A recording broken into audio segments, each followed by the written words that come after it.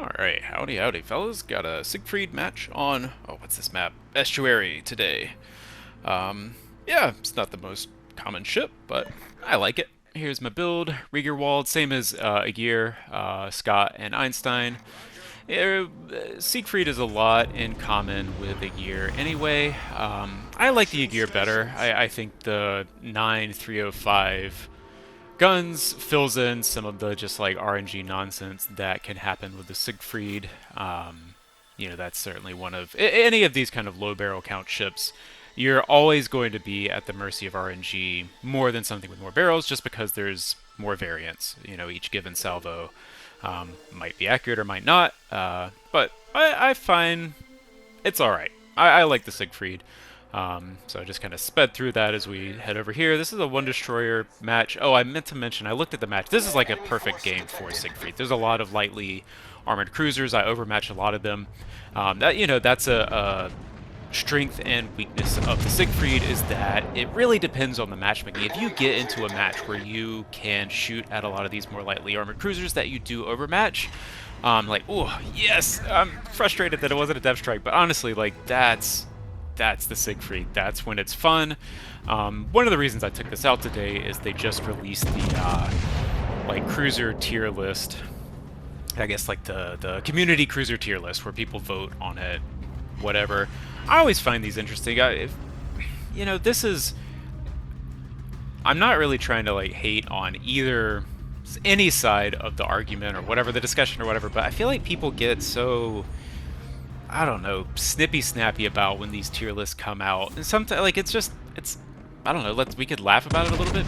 I feel like people get mad. Maybe I'm interpreting how people feel about it incorrectly or whatever. But it's like, oh, this ship's is whatever, and it's whatever. This ship's done. Earned that. But I think it's interesting. And of course, like anything that's a community list, it's more like a popularity contest or an ease of play contest, or even just like an approachability. Not even necessarily easy or hard, but like this ship makes sense and it kind of fits with the skill set that most captains have. And I think that's relevant and valid without being kind of more or less upset about it. So anyway, the Siegfried, I think, was it B tier, C tier, A tier? I think maybe it was A tier in the list. I should hold on. I'll look it up. I'll look at it. Where what did they have it as? I'm looking at it right now.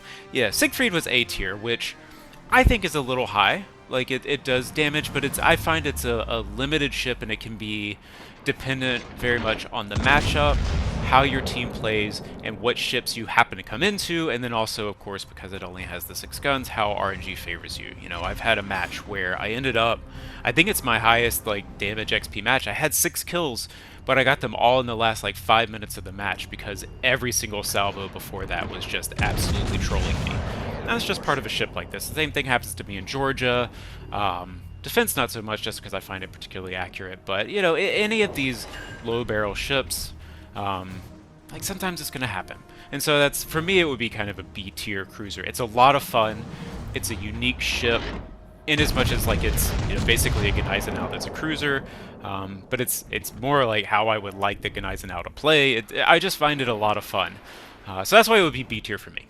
I don't queue into a match and just think, yep, I can take whatever happens, whatever comes my way, any ship, no matter what the enemy team is. Like, I'm good. If you end up in a destroyer-heavy match in this thing with a bunch of, like, Soviet battleships that end up nose in, like, there's really not much you can do. I don't think that was stolen, because I did do a significant amount of damage to that Flander previously, but did sneak in the kill. I mean, I've got 61,000 damage at this point, so I don't the Bagration kill was, that was a little bit of a yoink. But hey, my salvo was en route when the shots hit, so you can't blame me. In here we got this broadside Minnesota over here. He is angling and shooting at, I think it's whatever the tier 8 Soviet battleship. Anyway, he's focusing on that.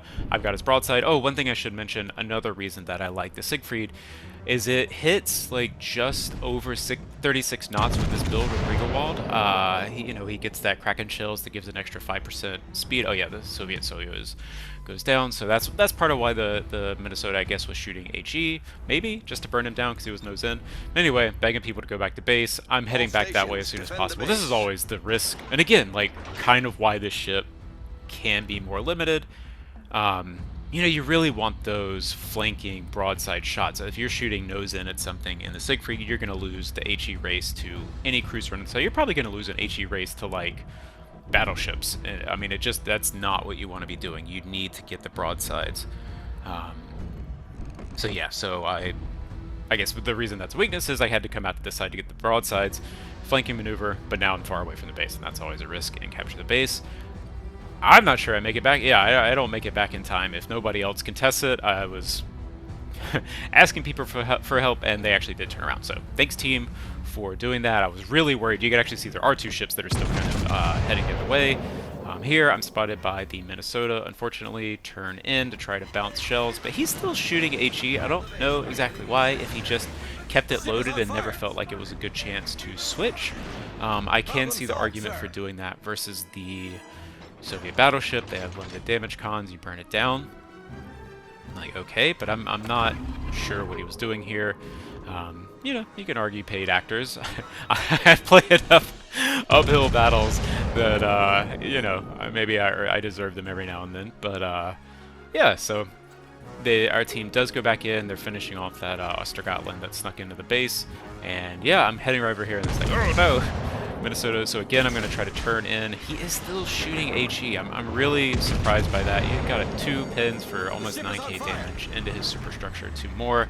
Like, I like the guns on this thing. I do think Riegerwald, all of these, I like Riegerwald on a lot of German cruisers, but a lot of these bigger gun German cruisers, I think he's particularly effective. He is like base trait increases the reload and damage, AP damage by 3% each. The Kraken shells increases the penetration by 10%. 2 in the guns. Come on, Awami. So I think he really is a great commander. What's his face? Lutyens is the agility one. Von Mueller, free to play. Like, it would be fine. I think Riegerwald just brings it up, a couple of notches. It doesn't magically like, you could totally play this ship with Von Mueller. It is Von Mueller, right? I've had Riegerwald for so long that he's pretty much the only. I don't even think I've ever leveled him just because I have Riegerwald, so I just never felt the need to level him, and I prefer AP. You can also play the ship with Graf Spee, the AL Graf Spee commander, get like a full stealth build. I think it could get down to like 10 kilometers, maybe even a little bit lower. I find the guns are just too unreliable to rely on that kind of ambush shot. They are the German 15-inch guns. You get shatters, bounces, overpins. You get sneak up on a cruiser, shoot it, and get overpins, and then you have to wait 20 seconds. Your cover's blown, like you've got the 26mm nose. I haven't found that the most reliable build. I instead prefer this faster kind of flanking build. I actually ran rudder third slot like I did with a gear for quite a while, but I've gone back to concealment. Just I think at tier 7, being able to get where you're going with the concealment is maybe a little more valuable. Here, I saw this Minnesota dallying going in here.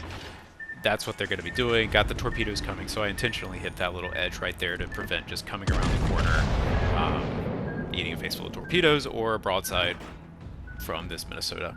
So, yeah, got 100,000 damage. Yep. Again, I got a shatter. Like, I'm not saying this ship is perfect. That is certainly part of the ship, and one of the reasons I also like this kind of longer range flanking playstyle is I do feel like, oh, we have one here. He loaded AP. But I did manage to angle enough that wasn't, lights out. But yeah, it certainly, when I came around this corner, I knew that was a possibility. Like, is this guy totally asleep at the wheel and he's never going to load AP at all? Like, I'll be fine. But if he does load AP, then I'm in trouble. Yeah, it looked like a lot of those shells went in the gun, so the damage doesn't add up. So I think I got pins, but didn't actually manage to knock another one. So, but anyway, get the torps off. I'm turning out. Oh, And I think the knock that I got on one of the turrets put his reload off just enough that I was able to get mostly angled and didn't eat everything else. His rear turrets are not around yet, so I'm trying to get this other side torpedoes off. And then, yeah, down goes the Minnesota. I'm just trying to keep ahead of his rear turrets and just hoping that those hit before the reload gets in. And yeah, take him out too. Again, that's why the Siegfried's fun. It's got the armor to stand up if you're angled. You know, it's got a 26 or 25. I'm actually not sure if it's 26 or 25. I think it may be 25. I think it was at 26 earlier, but I'm not sure. And for like, yeah, all but the rarest cases, it doesn't really matter. That's a salvo. That's the Siegfried weakness right there. Like, it just went, you know, the perfect ladder bracket. I think I got a little distracted. That's why I generally try to keep... I want to take as many salvos as I can with this ship to try to level out that dispersion RNG. 2 more hits right in. You know, we overmatch the Charles Martel for, you know, a significant portion of its armor. And again, like, that's the nice part of this ship. You can keep that AP chunking. And when you end up with ships that don't have the 27mm plating, like, you start doing a lot of damage. But yeah, it's a fun ship, but it is limited. I mean, that's why it would end up being kind of B tier for me. Is you can't necessarily force it to go your way.